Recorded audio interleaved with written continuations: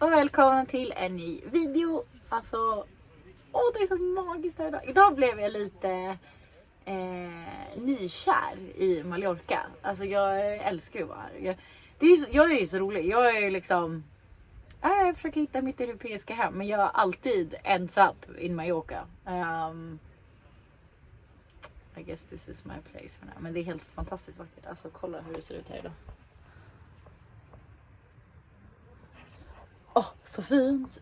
Men det stället jag står på nu är egentligen bara för att jag ska flyga till Sverige imorgon. Så jag vill vara nära flygplatsen. Och det är nära där pappa bor. Men jag kan inte sova här. Alltså det är hundar utanför här som skäller hela tiden. Så jag sov faktiskt hos pappa i natt. Så när jag kommer tillbaka från min lilla korta visit i Sverige så kommer jag inte parkera så mycket här. Om inte jag typ står lite längre bort eller sover hos pappa. För att jag inser hur mycket jag måste prioritera min sömn. Jag mår inte bra om inte jag sover här varje. Det gör väl ingen, men innan så har jag klarat mig. Men jag gör inte det längre. Alltså jag förstör hela min dag. Så att beslut taget, sömn är viktigast. Jag tänkte i den här videon egentligen bara svara på lite frågor till er. Så det blir en kort video. Ni får följa med lite typiska vanlife-aktiviteter. Och jag ska åka och tömma toa och tömma vatten innan jag ska lämna min van. Så ni får följa med på det, tänkte jag. Så det blir, jag tänkte ta mina toppfrågor och gå igenom det. Så bockar vi av lite Q&As nu igen. För det var ett tag sedan.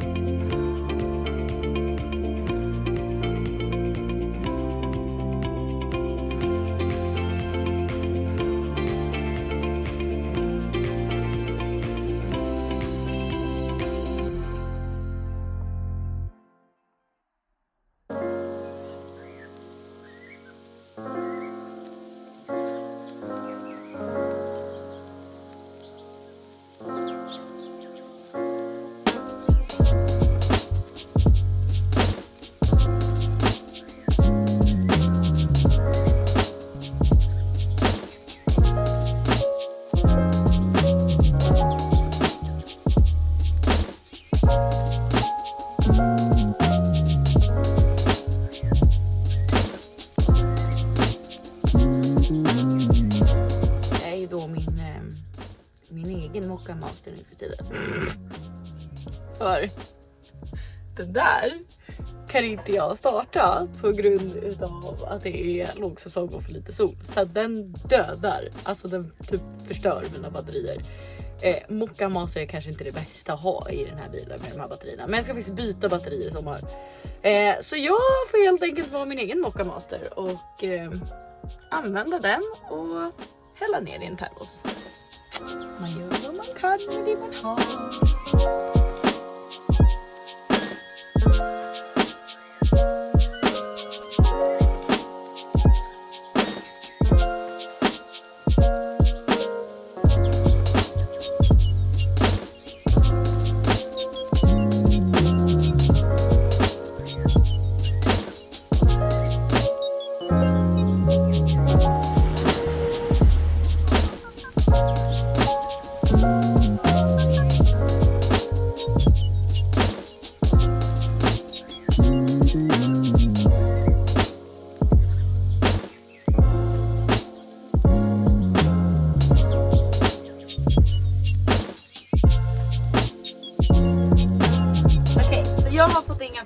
Senaste tiden och jag gjorde även en story på Instagram och tog emot lite frågor. Så jag har fått en del, så jag har samlat några stycken och jag älskar när ni ställer frågor för att då har jag något att prata om.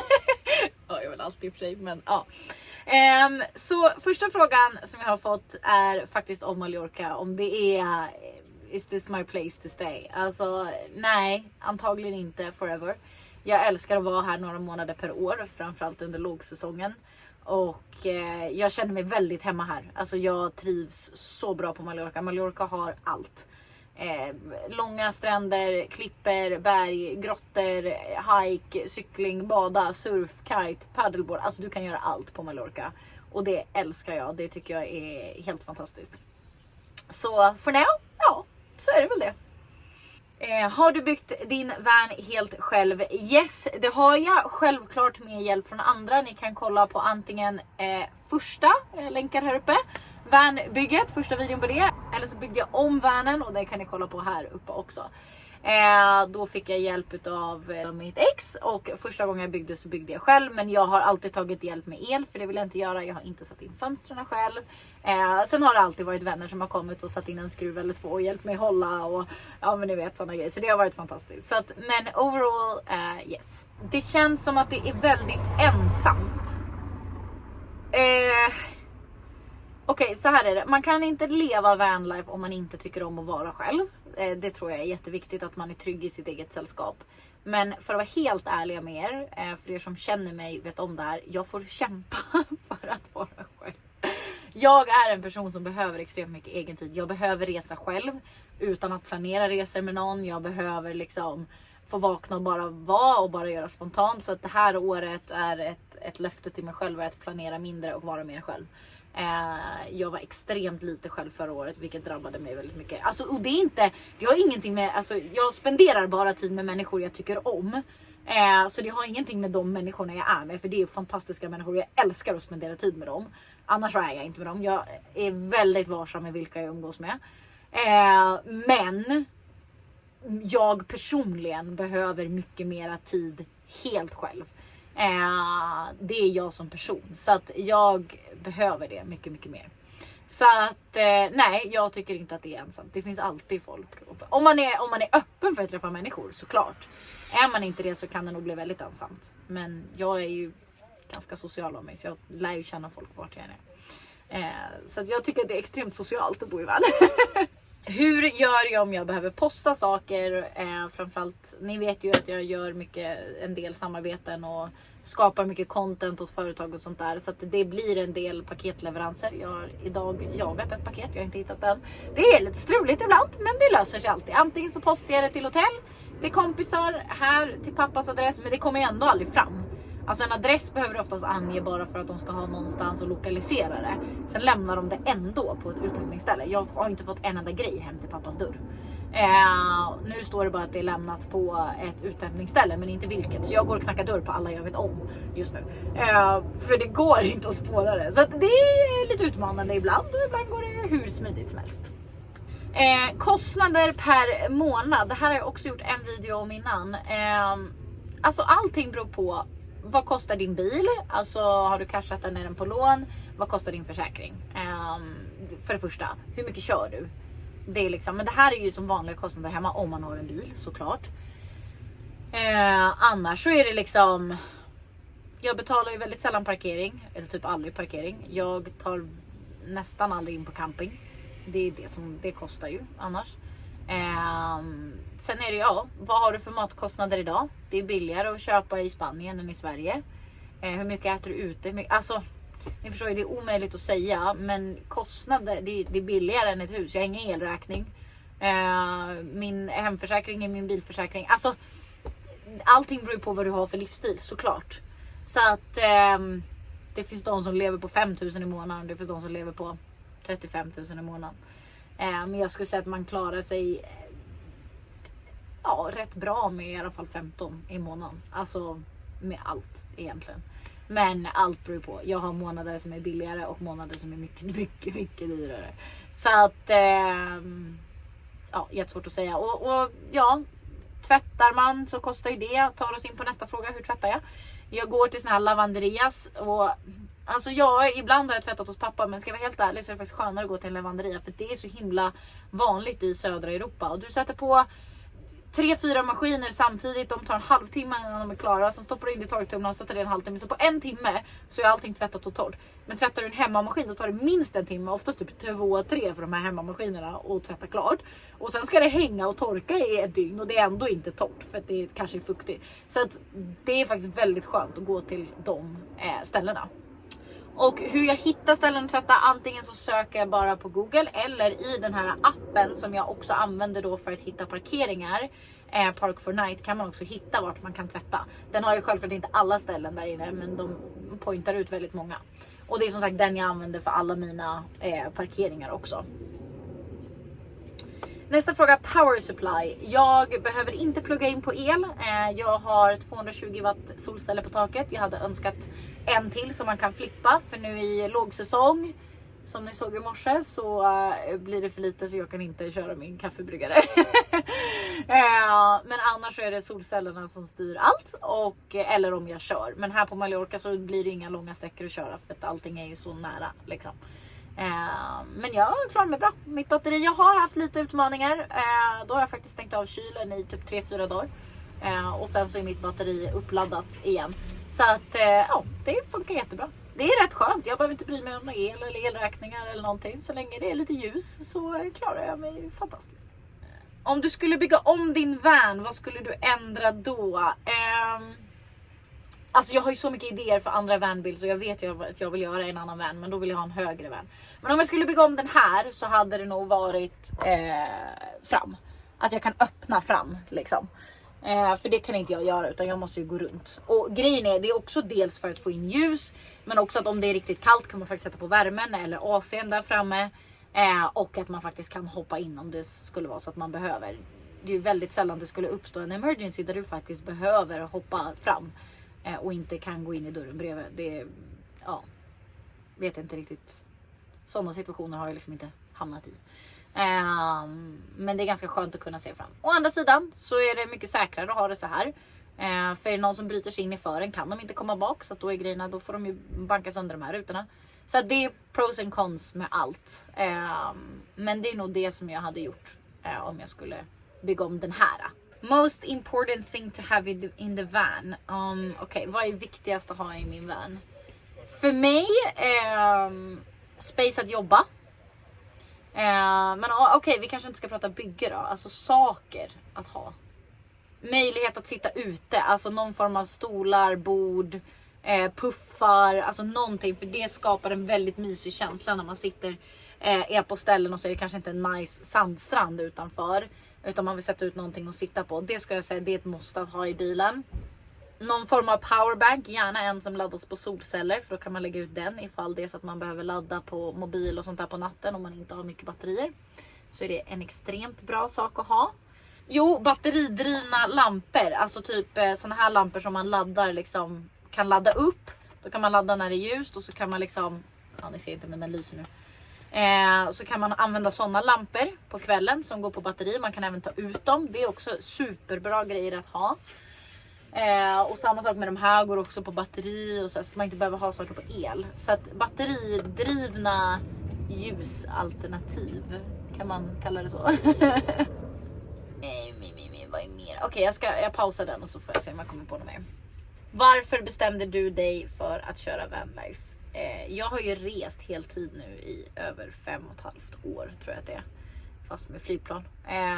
Av och till liksom. Och älskar det. Och jag provade vanlife första gången i Australien för 7-8 år sedan. Hyrde en van och körde längs hela östkusten och älskade det. Även om den var alldeles för liten för mig. Jag kunde inte stå upp i den och så, den var väldigt enkel.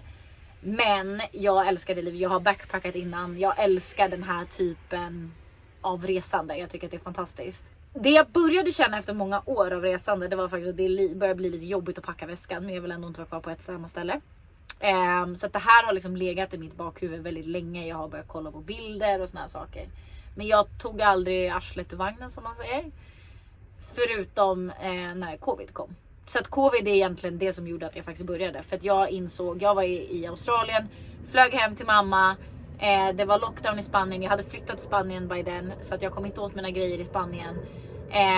Kommer hem, har sålt min lägenhet i Stockholm, så var där i 2 veckor. Sen flyttade jag in till mamma och flyttade in till pappa, lite hit och dit. Och kände, det här funkar inte, jag har inte bott hemma sedan jag var 18, det här går inte.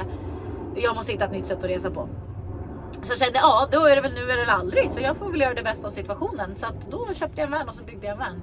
För att jag ville fortsätta resa. Liksom. Och det här har ju varit något som har legat. Så att jag tog tillfället i akt helt enkelt. Så ja, där har vanlife och jag älskar det mycket. Jag trivs mycket, mycket bättre än vad jag trodde att jag skulle göra faktiskt. Om jag ska vara helt ärlig. Hade du hellre gjort vanlife med en partner? Alltså nej, alltså det är både och. Det blir ju 2 helt olika saker. Som sagt, det här är min resa, det här är min grej, det här är liksom Det är vad jag vill göra. Om jag hade varit i en relation innan vanlife och vi båda två kände att det här vill vi göra tillsammans, absolut, så hade det varit fantastiskt. Men jag tog ju beslutet att göra det här själv. Så att för mig så är det här min resa på något sätt. Men man vet aldrig vad framtiden ger. Det enda jag vet är att jag har mina drömmar och mina mål. Och det finns en sak när det gäller partners som jag alltid säger, att jag behöver ingen. Utan livet ska bara vara extremt mycket roligare med någon vid min sida. Och är det det i vanlife så är det det. Och är det inte det så är det inte det. Jag planerar inte så mycket framåt just nu. Utan jag tar varje dag som det kommer. Och livet är fantastiskt. Ja, vad är det nog mer jag tycker är nödvändigt? Det finns massa saker man vill ha i en van. Jag tycker det är jättemysigt att ha ljusslingor och stora strandfiltar och en paddleboard eller en surfbräda som jag aldrig har använt. Eller vattentäta saker. En vattentät väska är superbra. Alltså man kommer på, det beror på vad man har för intressen. Jag har tält för jag kan gå och tälta. Jag har vattentäta väskor så jag kan gå ut och suppa. Jag har en suppbräda ifall jag vill göra det. Vilket jag ska göra mycket mer i år. Jag är förberedd för ganska mycket. Men det är saker som intresserar mig. Så att det hittar man liksom. Men ja, jag tror att must haves det är dig själv. Dig själv och ett bygge som du kan leva i, som du känner liksom att det här funkar för mina needs, och ett stort smile och en härlig syn på livet. Oj vad klyschigt det där blev. Ja, men det är det. Och jag tänker att jag ska inte sitta här och babbla allt för mycket, så jag stoppar där med frågor. Har ni fler frågor och tankar, skriv i kommentarerna nedan så ska jag baka in det i en annan video sen också. Jag älskar när ni ställer frågor, jag älskar er feedback. Tack så jättemycket för att ni kollar på kanalen. Glöm inte klicka subscribe och gilla och kommentera. Nu ska jag packa ihop här och sen så åker vi och tömmer toa helt enkelt.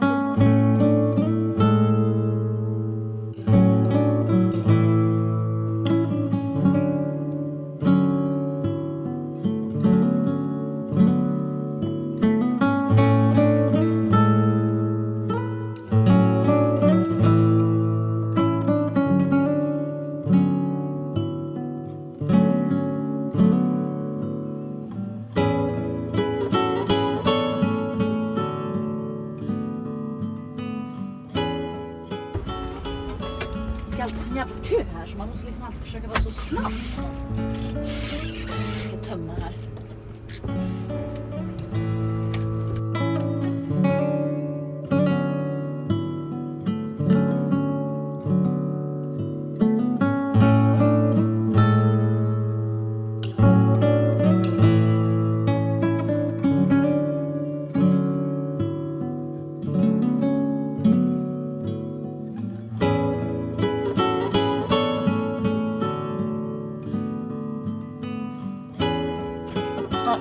Jag tog en check på solcellerna. De är inte så rena, och om jag ska klara av att ställa bilen i några dagar utan att köra den, då behöver de putsas. Så ja, vi får väl hoppa upp på taket också då, helt enkelt.